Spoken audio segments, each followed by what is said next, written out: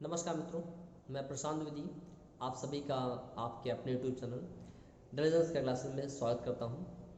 आज हम लोग बात करने वाले हैं उत्तर प्रदेश सरकार में भी हाल ही में लागू हुई एक एक्ट के विषय में, जो इस समय बड़ा महत्वपूर्ण है। जी हाँ, मैं बात कर रहा हूँ एस्मा की।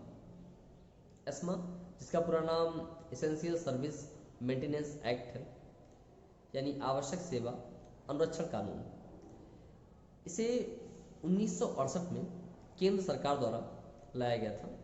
1968 में इंदिरा गांधी की सरकार थी, तो उस समय आवश्यक सेवाओं की जो कार्य है वो बंद ना हो, इसके तहत लाया गया था, जिसमें कोई भी सरकारी कर्मचारी हड़ताल पे नहीं जा सकता, और साथ में ही सरकार के अंतर्गत आने वाले निगम और प्राधिकरण, इन सब के भी सभी कर्मचारियों के लिए और सभी वर्ग के लिए यही नियम लागू होता है कि जब तक एस्मा लागू है तब तक वे हड़ताल पे नहीं जा सकते।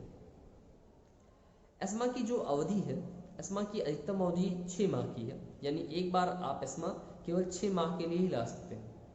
इससे ज़्यादा समयावधि के लिए आप नहीं लगा सकते। यदि आपको इससे ज़्यादा समयावधि के लिए लगाना है तो 6 माह के बाद उसको दोबारा लाना पड़ेगा। यानी ऐसा नहीं है कि आपने एक बार लाया उसको साल भर के लिए लगा दीजिए या 2 साल के लिए लगा दीजिए, आप 6 माह तक ही ला सकते हैं। एस्मा लगने से पहले एस्मा से प्रभावित होने वाले जितने भी विभाग हैं, जितने भी कर्मचारी हैं, सभी को अग्रिम सूचना दी जाती है कि जिन पर एस्मा का प्रभाव पड़ने वाला है उन्हें पहले से ही सूचित किया जाता है कि एस्मा लगने जा रहा है, और समयावधि के साथ कि कितने समय के लिए एस्मा लागू होगा। एस्मा केंद्र सरकार द्वारा लाया गया कानून है, लेकिन इसकी सीमाएं राज्य सरकार को दे दी गई हैं।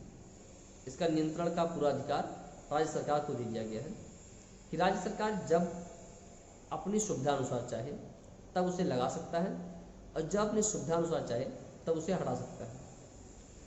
और अगर एस्मा लगने के बावजूद भी कोई सरकारी कर्मचारी हड़ताल पे जाता है, चाहे वो शांतिपूर्वक हो, चाहे वो उपद्रवियों वाले हो, किसी भी तरीके से भी वो हड़ताल पे जाता है, तो उसके खिलाफ दंडात्मक कार्रवाई होगी, और साथ ही में ही उस पर उपयुक्त जुर्माना भी लगाया सकता है। यह है एस्मा। वर्तमान में योगी सरकार ने इसे 25 नवंबर 2020 को लागू किया है, जो कि 25 मई 2021 तक उत्तर प्रदेश में लागू रहेगा। तब तक सरकारी विभाग के कोई भी कर्मचारी हड़ताल पे नहीं जा सकते, और ना ही सरकार के अंतर्गत आने वाले निगम या प्राधिकरण के कर्मचारी जा सकते हैं। जब कोविड-19 का कहर स्टार्ट हुआ था, तो शुरू में ही एमपी यानी मध्य प्रदेश के मुख्यमंत्री शिवराज सिंह चौहान ने अपने राज्य में एस्मा लागू किया था, तो उस समय भी ये चर्चा का विषय बना था। और वर्तमान में 2 एक्ट और हैं जिनका संबंध इस परिस्थिति से है। एक है आपका एपिडेमिक डिजीज एक्ट, और एक है आपका एसेंशियल कम्युनिटीज एक्ट। इन दोनों भी बात आज आपसे करनी है। एपिडेमिक डिजीज एक्ट क्या है?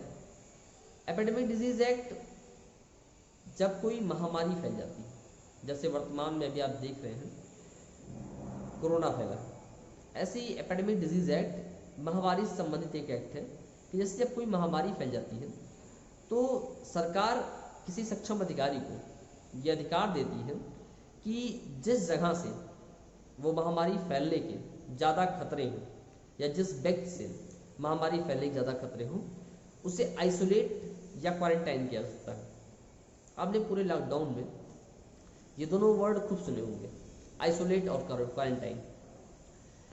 वास्तविकता में जो काम हो रहा था ये इसी एक्ट के तहत हो रहा था, एपिडेमिक डिजीज एक्ट, और इसे लाया गया था 1897 में। 4 फरवरी 1897 को ब्रिटिश इंडिया के तहत लाया गया था, जब प्लेग फैला था। तो प्लेग फैलने की वजह से लोगों को एक दूसरे से दूर रखना था, और जिनसे ज़्यादा खतरा था उन्हें अलग कमरे में या अलग जगह पे लोगों से अलग रखना था। तो उस समय ये एपिडेमिक डिजीज एक्ट लाया गया। जैसे आप वर्तमान में देखें अगर कोई व्यक्ति चाइना से या किसी ऐसी जगह से आता है जहाँ से कोविड-19 के फैलने का खतरा ज़्यादा है, तो सरकार का कोई कर्मचारी जाता है और उसे या तो आइसोलेट कर देता है किसी घर के कमरे में ही, या फिर उसे किसी सरकारी विभाग के तहत लाके वहाँ पे सारी सुविधाएं दी जाती हैं। और आपने देखा होगा कि 14 दिन तक क्वारंटाइन कर दिया जा रहा था। वो जो संभव हो पा रहा था वो इसी एपिडेमिक डिजीज एक्ट के तहत हो पा रहा था, वरना भाई आप किसी की स्वतंत्रता को कैसे बाधित कर सकते हैं।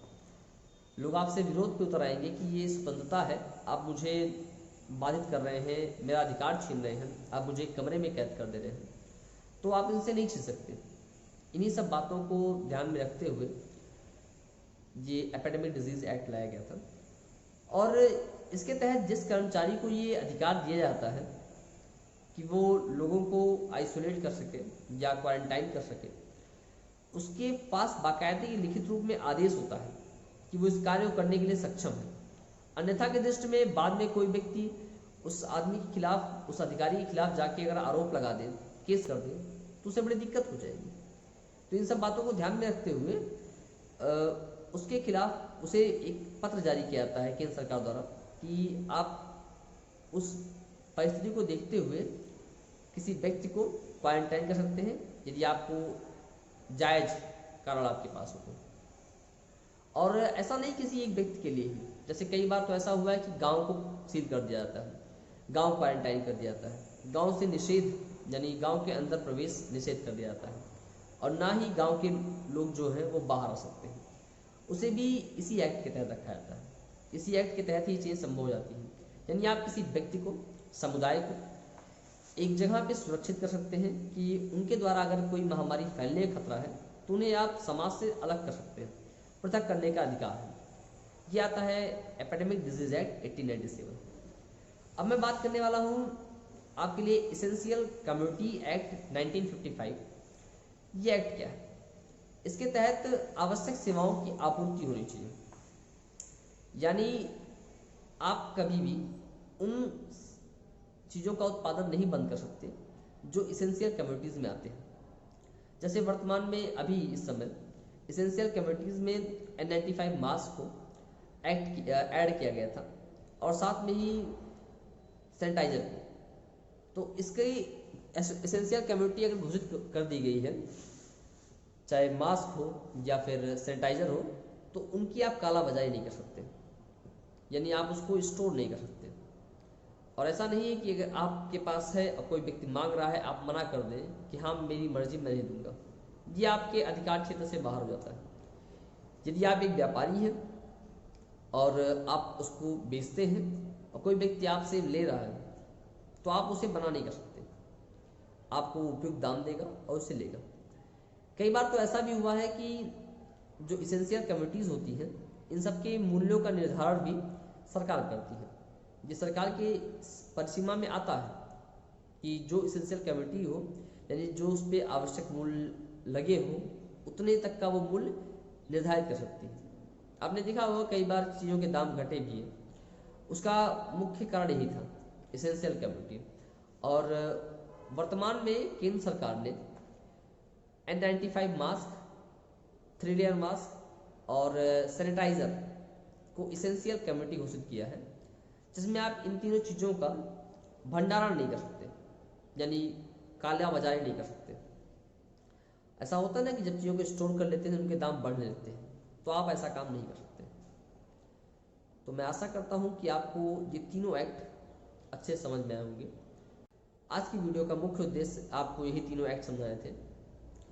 तो अगर आपको चीज़ें पसंद आई हो तो प्लीज़ कमेंट बॉक्स में लिखिएगा और लाइक शेयर सब्सक्राइब करना ना भूलें, जिससे कि हम सब आपके लिए आने वाले समय में ऐसे और शॉर्ट वीडियोस ला सकें। धन्यवाद। आपका दिन शुभ हो।